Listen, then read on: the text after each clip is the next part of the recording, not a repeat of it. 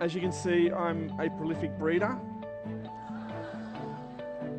But apart from that, I'm also a successful and unsuccessful entrepreneur and small business person. I have been far more unsuccessful than successful, but I've had a couple of wins along the way.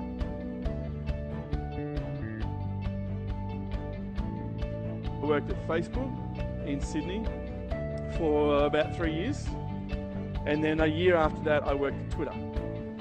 So it gave me a great understanding of how people communicate, how the world communicates, how people communicate with it, how expectations of communication are managed throughout lots and lots of people at the same time.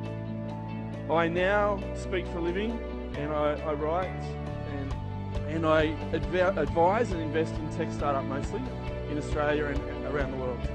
So I deal with a lot of people who either come from a corporate background and into their own startup idea, or someone who's just grown up with that fearlessness to be able to go and do their own thing. That's one side of me.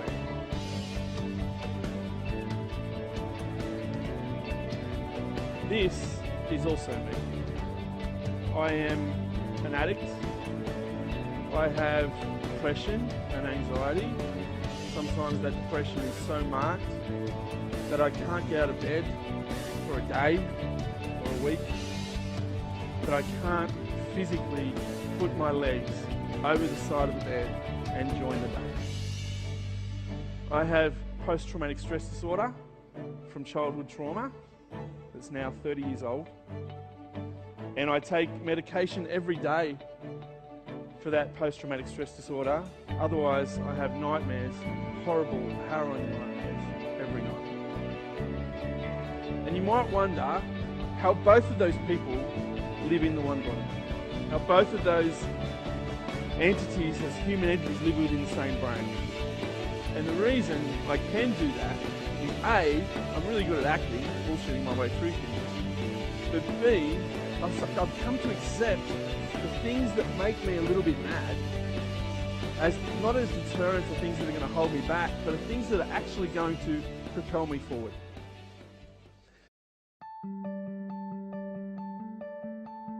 I will always doubt how useful I am to people, how interesting or creative I am, how clever I am, how wealthy I am, how poor I am.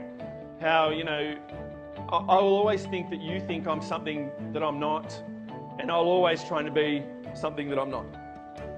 That's how I roll, right? And I think a lot of people who create for a living or who present or put themselves out there, whatever, a lot of people go through this imposter syndrome thing.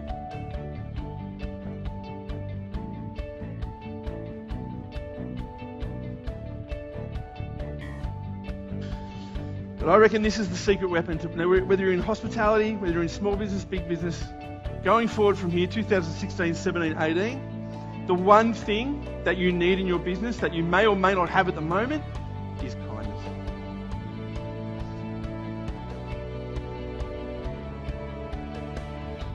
Because kindness underpins everything that's good in business today, and a lack of kindness underpins everything that's crap.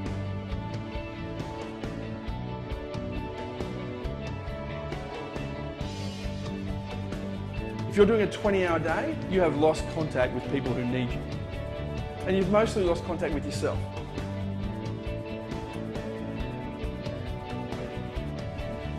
You can't run your business and forget your family and friends and forget yourself. Sure, you'll build a business, and what for? Right?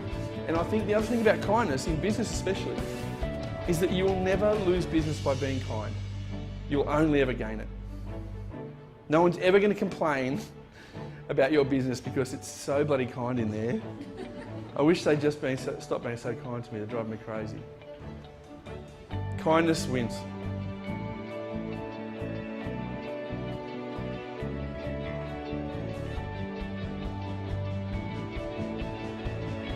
And if I've inspired you even a little bit to do something differently in your business, or even just to include kindness in it, then I'm stoked. Thank you very, very much for your attention. I really appreciate it.